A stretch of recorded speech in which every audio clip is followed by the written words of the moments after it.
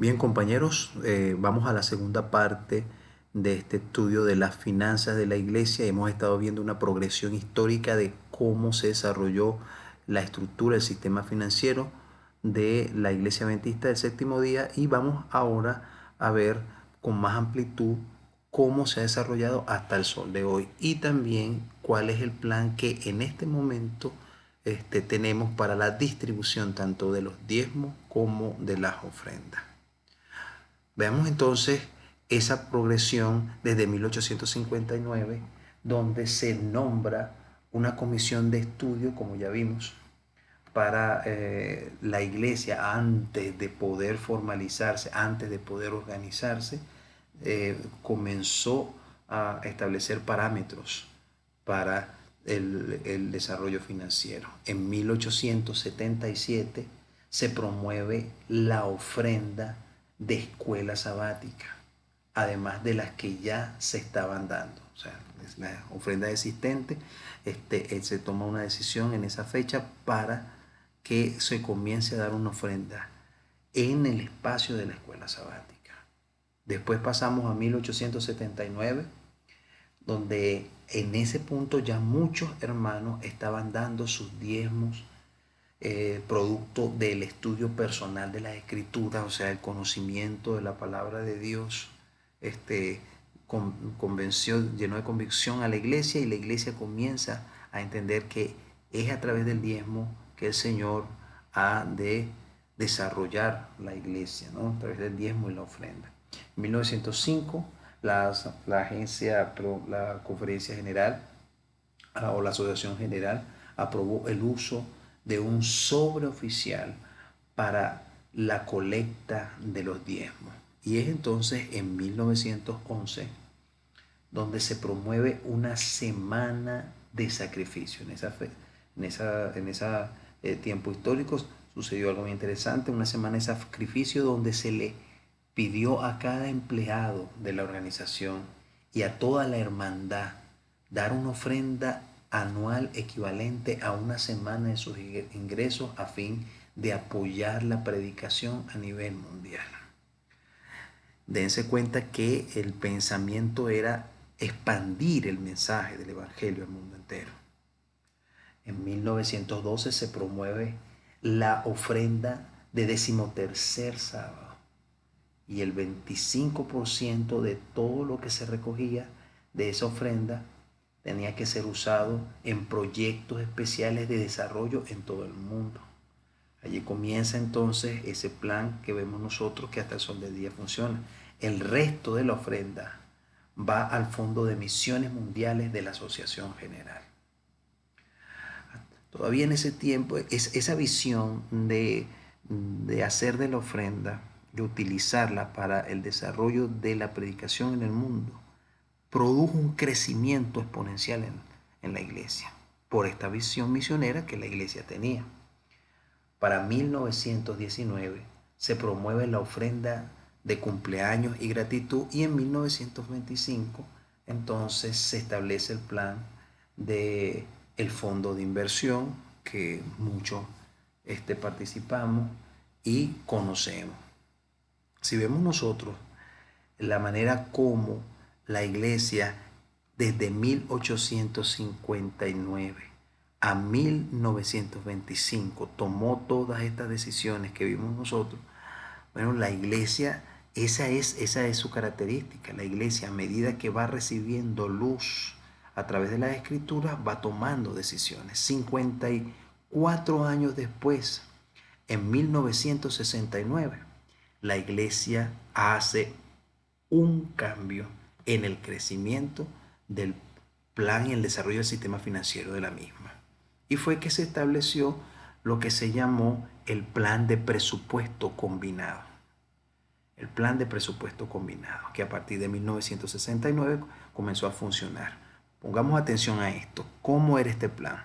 Con este plan comenzó a promoverse que cada miembro hiciera un pacto con Dios de devolver una ofrenda al igual que el diezmo, o sea, 10% de diezmo y al igual 10% de ofrenda.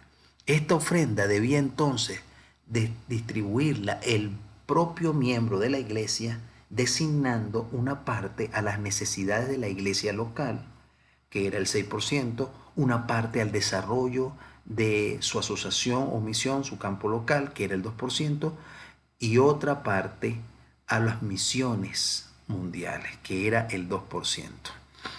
¿Qué hacía entonces el hermano? El hermano entonces, dependiendo del diezmo que daba la misma cantidad de ofrenda, y entonces él en su casa dividía porcentualmente esa ofrenda en tres partes, en 6, 2 y 2, 6%, 2% y 2%.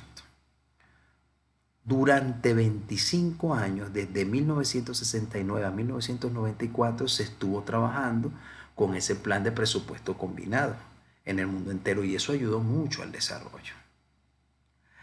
Pero en 1994 se acordó el plan de ofrenda global, o sea, se hace un cambio. Y ese cambio se hace, bueno, algunas de las razones tienen que ver, y es que aunque hubo crecimiento, era muy engorroso para el hermano trabajar con estos porcentajes, de él mismo tener que dividirlo en estos tres rubros.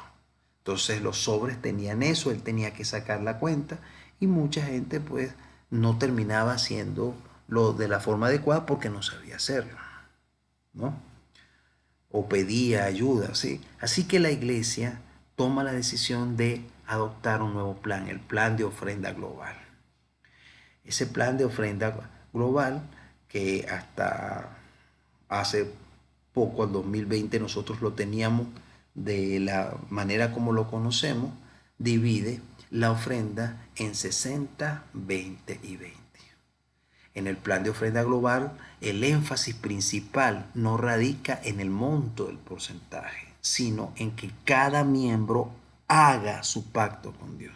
Entonces el propósito era que el hermano pudiera establecer en una relación de comunión con Dios la cantidad de ofrenda que él diera a través de un porcentaje que él mismo estableciera. Este plan destaca la idea de que la ofrenda sea debidamente planificada y entregada preferiblemente durante el culto del sábado en la mañana, juntamente con sus diezmos. Con este plan, el miembro de iglesia no tiene que hacer cálculos ni sacar porcentajes para entregar su ofrenda, sino que la tesorería de la iglesia local ha quedado autorizada para hacer la distribución. Entonces, respetando, por supuesto, los porcentajes que conocemos, 60, 20, 20, donde 60% queda la ofrenda dentro de la iglesia local, 20% queda en el campo, y 20% va a la ofrenda directamente de la conferencia general para su desarrollo de proyectos y misiones. Entonces, el plan de ofrenda global no procura promover una ofrenda para cosas, sino ofrendas que sean dadas por amor a Dios. Y esto tiene mucho que ver con el principio bíblico que encontramos en Deuteronomio, cuando el Señor estableció la manera como debían ofrendar en las diferentes fiestas. Y es que cada israelita debía hacer un pacto con el Señor, y de acuerdo a cómo el Señor lo bendijera, debía ofrendar y llevar la ofrenda como una expresión de adoración, entendiendo entonces que la ofrenda es una ofrenda de amor, es una ofrenda de adoración. Y el hermano, como también lo menciona el apóstol Pablo, debía entonces apartar en esa relación con el Señor de acuerdo a como el Señor lo hubiese prosperado. Ese sistema es el que hasta el sol de hoy se ha estado estableciendo. El plan 60-20-20. Ahora bien, ¿cómo está distribuido actualmente las ofrendas y los diezmos en el sistema financiero de la iglesia? Bueno, eso sucede a través de un proceso ascendente, y vamos a ver nosotros ese proceso. Es un proceso que tiene 5 niveles. Va desde la iglesia local, nivel 1, después la asociación misión, después a la unión, luego la división y la asociación general. Empecemos por los diezmos. El El 100% de los diezmos se distribuye, que llega a la tesorería, se distribuye de la siguiente manera. Ese diezmo va directamente a la asociación y la asociación toma del 66%. Y con ese 66%, bueno, realiza todas sus operaciones. Entre ellas lo principal, como ya conocemos, es la manutención y el pago de los ministros y los pastores. 23% de esos diezmos van a la unión y 9% van a la división, quedando un 2% que va a la asociación general. Así que vemos nosotros los 5 niveles ascendentes de cómo los diezmos se distribuyen. Y usted debe saber esto. Como usted lo sabe, existen niveles de auditoría en cada uno de estos niveles para que haya transparencia. Hay auditoría a nivel local, hay auditoría a nivel de la asociación, hay auditoría a nivel de la unión, de la división y de la asociación general. Y se utilizan en cada uno de esos niveles especialistas en el área. Ahora, ¿cómo se distribuye la ofrenda actualmente, a partir de este año 2021, que usted debe también conocer? Fíjense ustedes que del 100% de la ofrenda, el 60% sigue quedando en la iglesia local. El 60% sigue quedando en la iglesia local para que la iglesia después lo distribuya a través de un presupuesto y tenga su crecimiento interno y cumpla con la misión. Generalmente nosotros conocíamos que en el sistema que estamos hablando, que es el sistema del plan de presupuesto, del plan de ofrenda global, el 20% quedaba en la asociación, pero ahora no es el 20%, sino el 16%. Resta de ese 20% que se daba antes un 4%. ¿Y dónde entonces se lleva ese 4%? Se lleva a la división. Y el 20% restante queda, entonces es enviado a la asociación general como se acostumbra. La única entonces variante aquí es que el campo local, que se quedaba con 20, ahora se queda con 16. Y ese 4% restante se da a la división. Eso es el nuevo lineamiento dentro de la división interamericana. Ahora, ese 16%, como ustedes lo saben, es para plan de desarrollo y regresa generalmente a las iglesias locales a través de proyectos, a través de planes de desarrollo en los distritos y lo que establezca como plan de desarrollo cada campo local. De esta manera vemos nosotros cómo el sistema financiero de la iglesia hasta el sol de hoy se encuentra estructurado.